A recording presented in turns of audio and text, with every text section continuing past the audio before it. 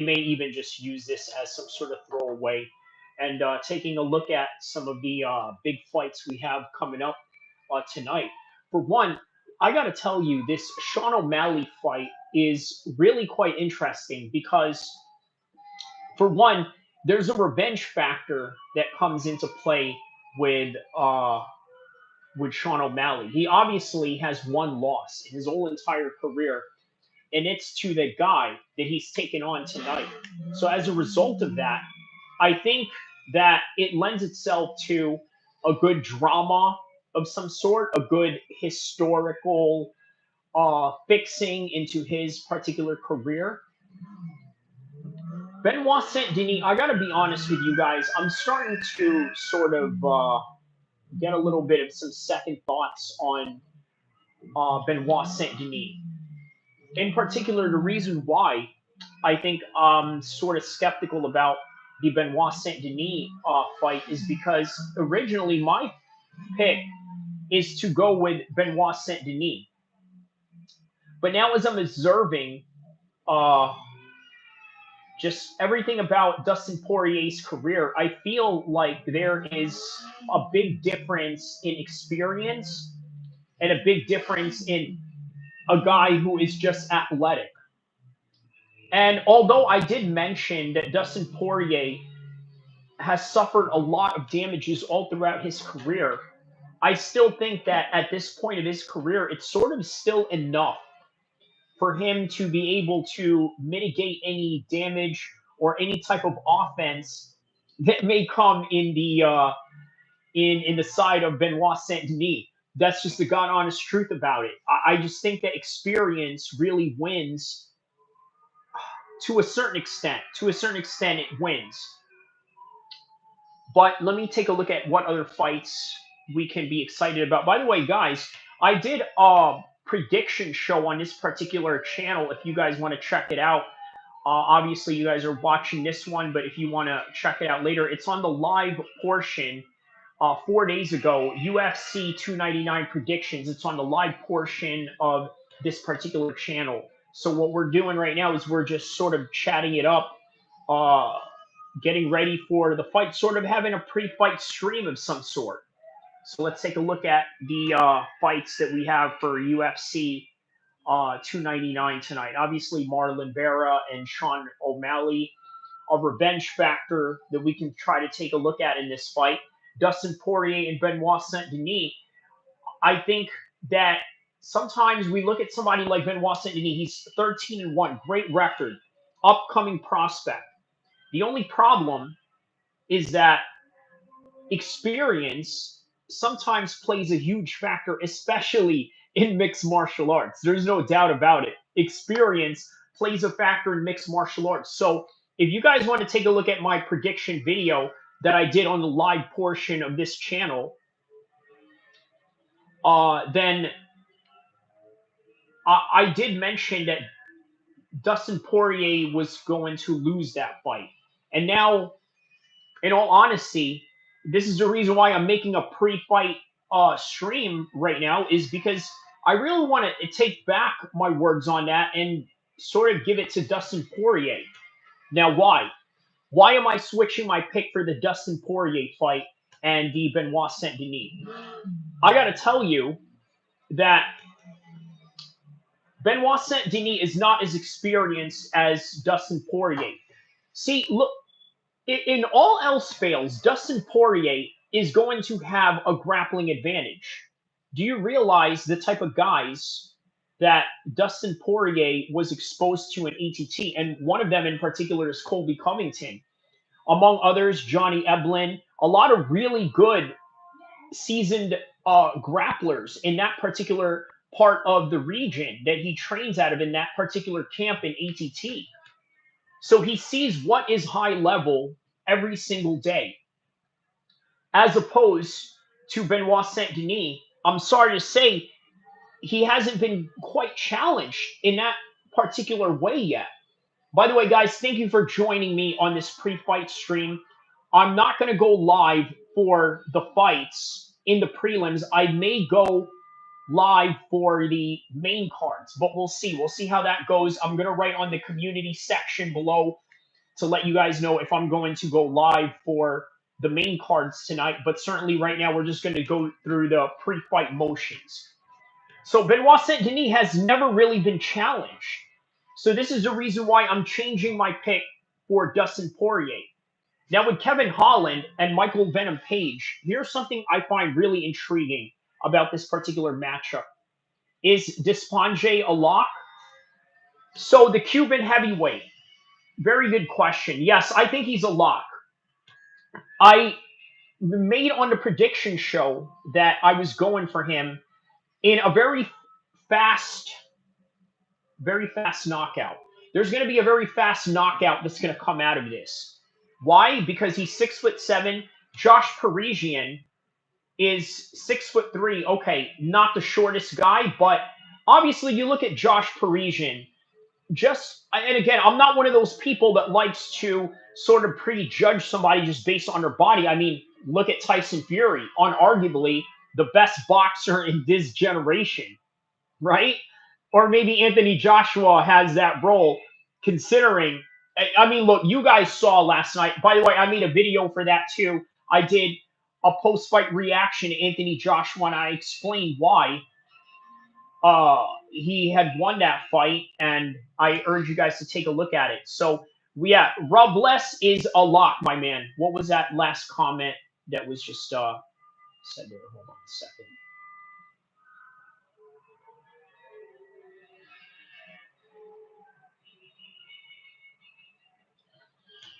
And by the way, it's pronounced Despain. Okay, thank you. That was the comment right there. Was saying Despain. Okay, so that is the pronunciation of it, Despain. Yes, Robles, Despain, and Josh Parisian. Now, as I was saying, I'm not the type to really go at and body shame somebody because obviously Tyson Fury is the best boxer in the world, and at one point Daniel Cormier was the baddest man in the planet, supposedly, right? But again, it's heavyweight fighting; you never know. But some things are just a lock, and this is one of them. Josh Parisian was brought here to lose because I'm going to be honest with you. Robles actually sort of correlates to what is going on with Francis Ngannou. So, by the way, I gotta tell you guys, I'm gonna make a separate video on Dana White being happy about the results with Francis Ngannou. I'm really gonna make a video on that. I think it's great content to do something like that because guess what? This makes the UFC's brand look a lot stronger. And with John Jones leaving, they can now start to promote the upcoming rising stars in the heavyweight division. Obviously, Tom Aspinall is top of that list as the new generation, with John as the current staple of the heavyweight division and the longtime dominant guy of the light heavyweight division. But bringing in Robles is now going to create this new star of heavyweights that they can build from. He's undefeated. He's 6'7". He comes from Cuba, so you can now market the Caribbean, Latin America, Hispanic market in that sense, right? So that's a plus. And then on top of that, he's got blonde hair. The dude looks like Wesley Snipes in Demolition Man, but a 6'7" version. He's got all the ingredients that the UFC can get behind. Obviously, if he starts learning English and starts to communicate with the fans and let them know what's up, then we have a big star in our hands. Probably somebody that they can replace out of Francis Ngannou because let's face it, Francis Ngannou left us with a lot of questions, even after getting knocked out by Anthony Joshua, because now it sort of solidifies and strengthens John Jones's argument of being the best heavyweight of all time. And he's the current champion, so the UFC now has a moral high ground to use as that particular setting to sort of, I guess, dispel any type of notion or narrative that may stand against the UFC and their Francis lost me $200. Man, I'm really sorry about that. This is the reason why as Muslims, we don't really gamble, right? But hey, I make prediction shows. I talk about the fights. So who knows? Maybe other people out there use whatever prediction that I may give them and perhaps maybe win or lose money. But either way, you guys are adults. You guys make your own decisions. This is the reason why I don't bet on fights, primarily because, for one, it's very unpredictable. You don't know what you're going to get out of a fight. And here's another thing: you don't train with a lot of these guys, you don't see what they do on a daily basis. And speaking of which, for those of you that don't know, I live out here in Sacramento. I've trained with Team Alpha Male, the likes of TJ Dillashaw, Chad Mendez, Uriah Faber, and things of that nature. And I got to tell you, um, when TJ Dillashaw was out here, man, I got to tell you, let me tell you what I really love about this guy, TJ Dillashaw. His whole attitude about everything was obviously to dominate. And that was even to the point of dominating Uriah Faber and eventually dominating the likes of Cody Garbrandt, who made a great performance against Dominic Cruz. So again, Song Yadong tonight is also in the card. How speaking to Team Alpha Male, right? He's taking on Peter Yan, probably one of the biggest fights of his career right now. And for Peter Yan, he's got a lot to prove in this particular setting. See, what Peter Yan has going on right now, obviously there's a losing streak in his way, but he's fighting the top level guys in his division.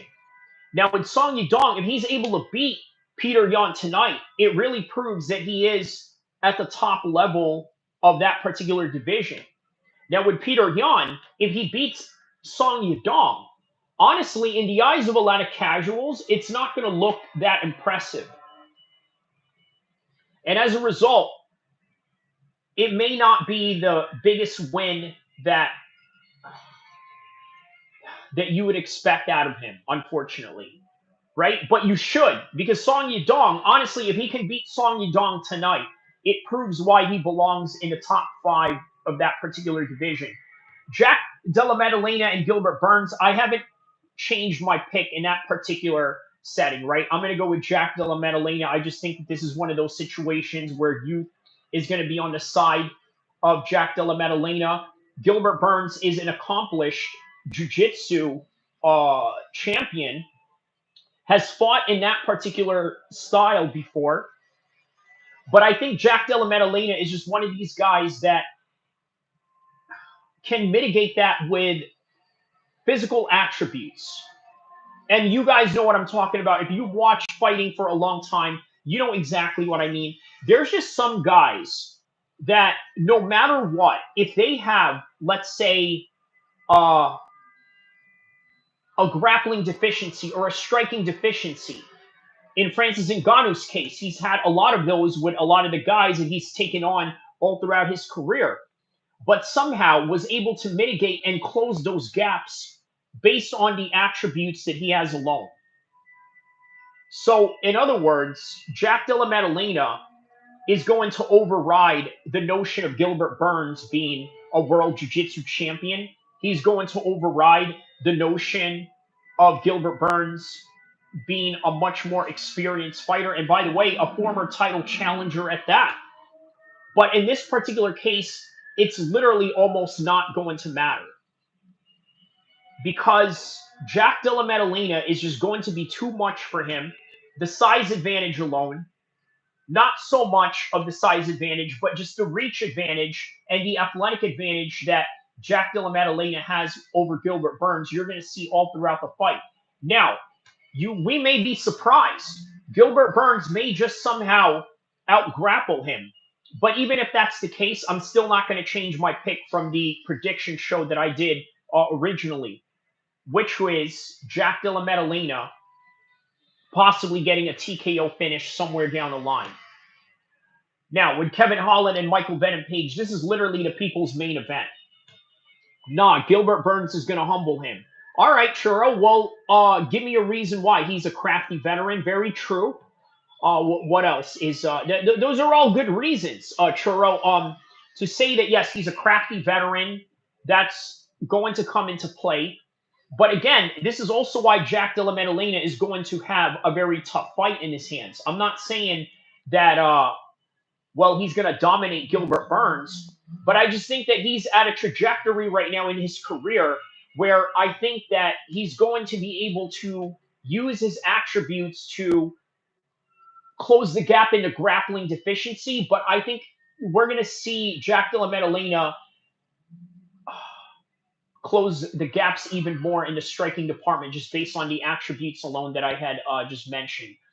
So he has heart and is durable and has more experience. Oh, yes, these are all very true, Churro. And not only that, those are reasons to pick Gilbert Burns. I'm not saying you shouldn't pick Gilbert Burns, but what I am saying is that because of what you said, but also in relationship to what I said, this is going to be a very close matchup. That's the best way to understand and put that down in that context. So, but my official prediction, obviously, I'm going to go with Jack Della Maddalena, maybe with a late stoppage of some sort, uh, but more than likely a decision. And look, let me tell you why. Jack, he says Jack has never been in wars like Gilbert, and I think it's going to be like a Dan Hooker, Jalen Turner, an up and comer versus a vet. I'm glad you mentioned that fight. That was a very good fight to sort of set an example as to what we have going on here, right? Yeah. So yeah, you're definitely on the ball on that one. Uh, and you're not wrong. The thing is, though, is that Jack Della Maddalena and Gilbert Burns are two different people from Jalen Turner and Dan Hooker. Well, for one, Dan Hooker was able to mitigate the length advantage of Jalen Turner simply because, well, Dan Hooker isn't a short man himself. Sure, it's not as tall as Jalen Turner, but 6'1" is enough to take on somebody that's 6'3", and at least to close that gap in which we saw. But also just the sheer toughness, obviously, that Dan Hooker has going on, but also take into consideration that whether win or lose, Dan Hooker is in consistent training camps with City Kickboxing. So, in other words, if he's not training for his own fights, he's helping the other guys in City Kickboxing get ready for their fights. And as a result of that, well, he's a seasoned mixed martial artist as a result, and he was able to perform in that kind of matter. Now, which brings me to Gilbert Burns. Unfortunately, I haven't seen that same consistency of training from Gilbert Burns, and there's proof of this. For one, you take a look at, let's say, the UFC cards that have been going on around the world, whether they had some fight night going on in Mexico, or whether they had a show going on in the Apex, or whether they had a pay per view going on in New York. Gilbert Burns was always there. Even one of the London cards, he was there. He's always in every single one of these fights. He's not stationed in one particular city to where he can just concentrate on training. Now, is he getting training on the road? This is absolutely possible. If you live in California and you travel up and down this coast, guess what? It's very easy for you to get training in while you're up here in Sacramento. Now you're in Central as you're going down south. There's a lot of gyms in Fresno, a lot of gyms in Bakersfield. And then as you go down Orange County, LA, San Diego, and Tijuana, and all of that circumference of that area, you're going to find gyms to train at. So it's not impossible to be on the road and find gyms to train at. And being that MMA is such a global sport right now, I'm sure that Gilbert Burns was able to get his training in. But we don't know. And my speculation is probably not. I don't think he was getting his training in. And again, that's my opinion. I could be wrong.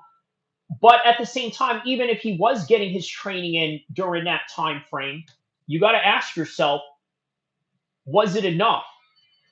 Was it enough in a way that Dan Hooker was training at a consistent basis?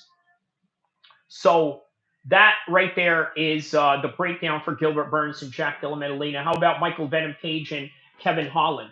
So I got to tell you, when it comes to Kevin Holland and Michael Venom Page, I vehemently really sat on the side of Michael Venom Page on this one. And why? Primarily because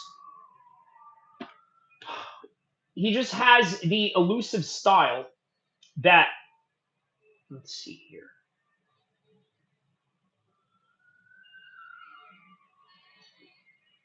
Yeah, sorry. I had to put someone on timeout because he was a bit of pure skill, whatever his name was. Yeah, so he was being a troll here. Sorry about that. Hold on just a second here.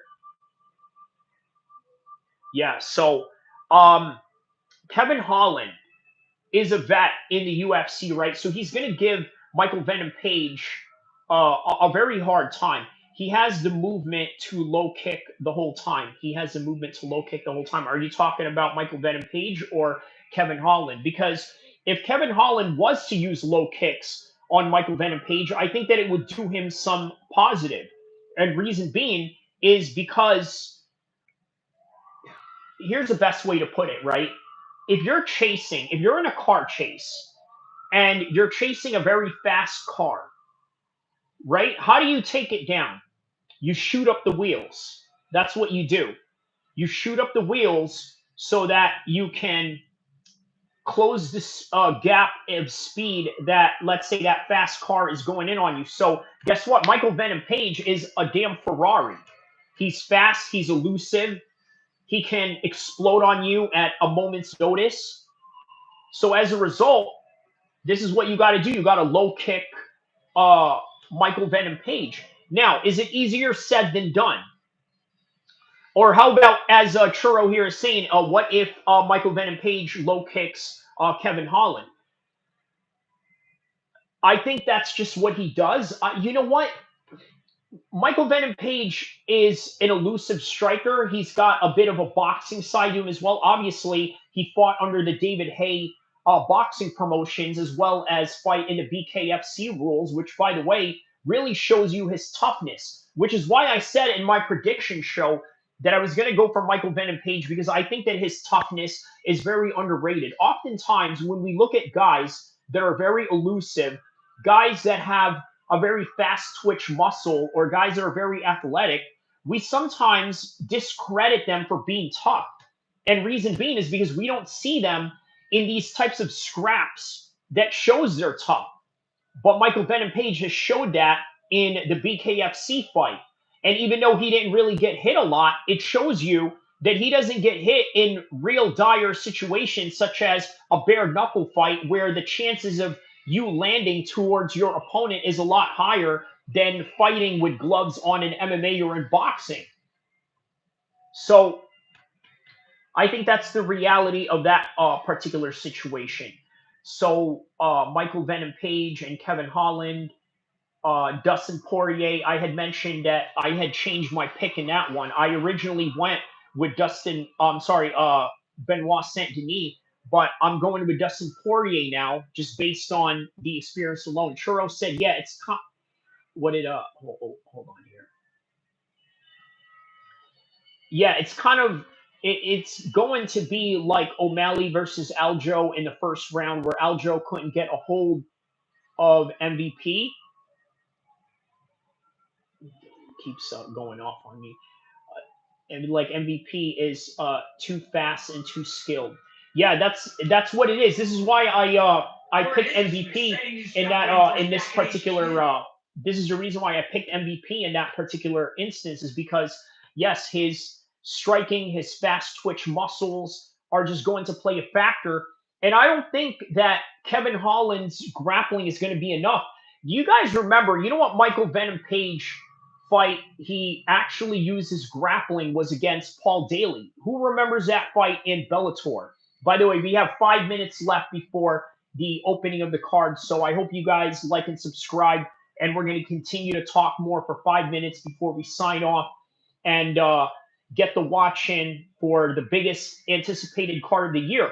This card is so anticipated that, hey, you know what? I decided I don't normally do the pre-fights or anything like that. I would just usually either just do a live stream or the whole thing. By the way, check out my 10-hour stream that I did for PFL versus Bellator, and it was UFC Mexico on the same day. I did a 10-hour stream. It was great.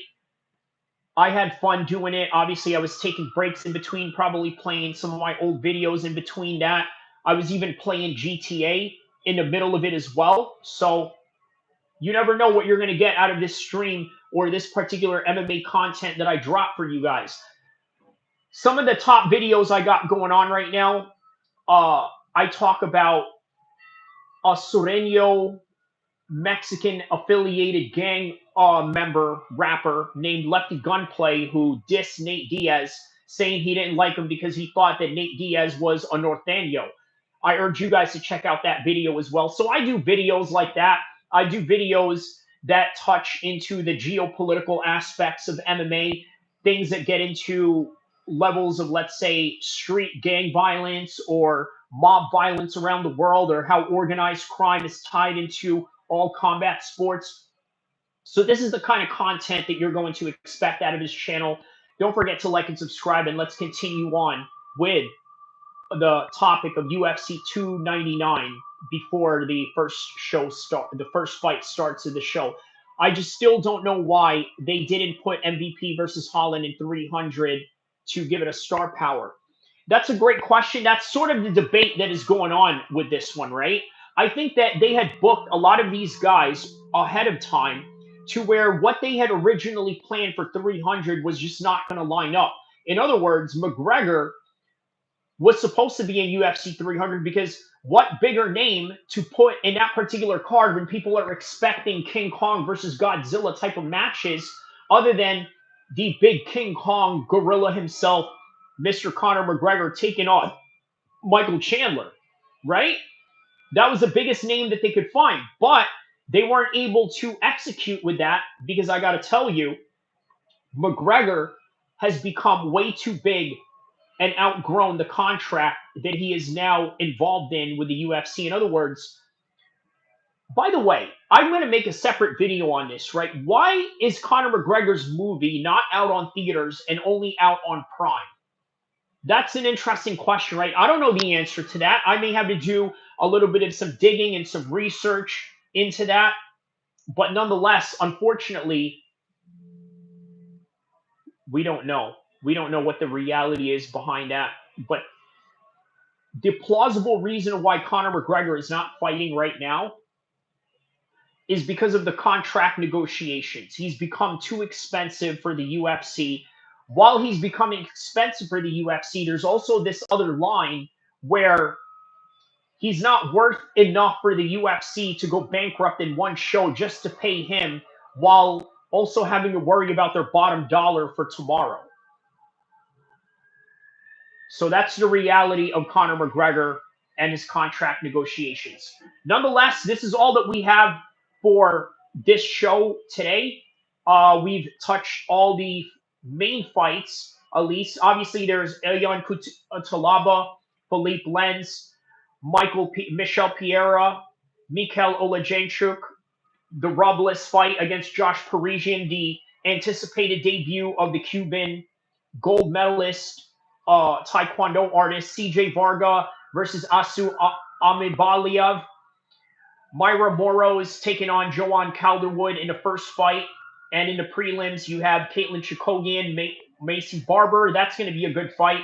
Rafael Dos Anjos, Matrice Gamrot, Pedro Munoz, Kyler Phillips, Curtis Blades, and Jailton Almeida. Okay, so before we go, let's talk about that fight with Curtis Blades and Jailton Almeida. I originally picked, by the way, if you guys want to see a full breakdown of this, I urge you guys to take a look at my live stream that I did 4 days ago, UFC 299 predictions and preview, and I also talk about Anthony Joshua and Francis Ngannou leading up to that fight. So I have a full breakdown of that, but I'm just going to say this for Jailton Almeida. Now, this right here is a lock. You want a lock? I'm going to give it all to Jailton Almeida. I got Poirier. They counting him out. Yes, Churro, that's a good point. This is the reason why I wanted to do this live, was because I changed my mind from my previous show that I did with the prediction show. I was going to go with Benoit Saint-Denis, and I just decided, just based on that particular change alone, I just decided, hey, I'm just going to go live, do this right now before the prelim fight starts, and maybe do a main card reaction tonight. Maybe. Not a promise, but take a look at the comments. I mean, the community section on this page. Don't forget to like and subscribe, and I will see you guys soon, inshallah. Oh, wait, before I go, hold on. I wanted to talk about Jailton Almeida. So I said that Jailton Almeida is going to go to a decision with Curtis Blades on this one. I still stand on that. I think that he is skilled enough to manhandle Curtis Blades, but I also think that Curtis Blades is tough enough to withstand a 3-round beating. There you have it. I'll see you guys. Enjoy the fights, and I will be dropping more content as the days, weeks, months, and years go on. Inshallah.